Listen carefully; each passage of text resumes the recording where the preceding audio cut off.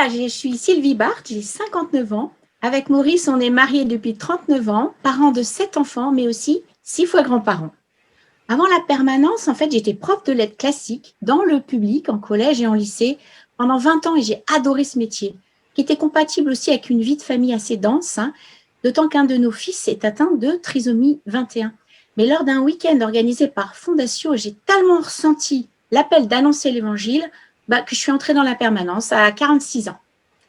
Alors là, qu'est-ce que je fais? J'engage toutes mes énergies professionnelles au service de la mission chrétienne. Ça me rend très heureuse. D'autant qu'il s'est passé quelque chose d'étonnant, c'est que quand je servais la mission couple à l'international, j'ai senti le besoin de réfléchir sur la spiritualité du couple. Je me suis demandé, est-ce que l'amour du couple, quand c'est vécu profondément, c'est une expérience spirituelle, qu'on soit marié ou non, qu'on soit chrétien ou non? Et si oui, comment accompagner un projet à deux avec l'élu de son cœur, d'où le mot électif, amour électif? C'est un projet inscrit dans la durée parce qu'il a souvent la perspective d'avoir des enfants.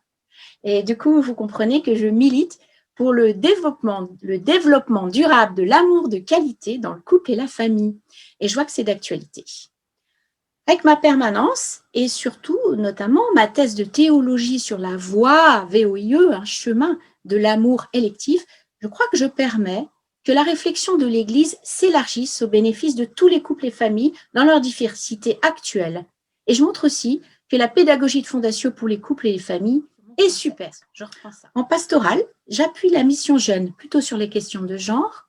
Je co-anime un week-end, prendre soin de notre couple missionnaire dans le monde.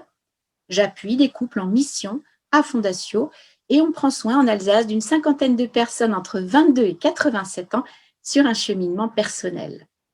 Alors du coup, je sais vraiment pourquoi je me lève le matin. J'aime énormément le travail d'équipe, la fraternité des permanents, même si, bon, je suis un peu éloignée des centres dans l'Est. Et puis là, c'est pas mal la visio quand même, hein. D'autant plus que des fois, travailler des heures sur l'ordi pour rédiger, c'est moyen.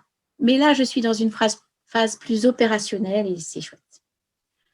Ce que je préfère, moi, bien du coup, c'est d'être ouvrière de l'Évangile au cœur des mutations de l'Église et de la société. Mais ça, avec Fondatio, hein, envoyé par Fondatio. C'est passionnant, c'est éprouvant aussi, hein, parce que je suis vraiment amenée à recevoir toutes choses de la providence. Ce n'est pas tellement une question d'argent, mais un travail théologique de fond, ça doit être reçu, quoi. Alors du coup, ça demande de la patience, de la confiance avec moi et avec les autres.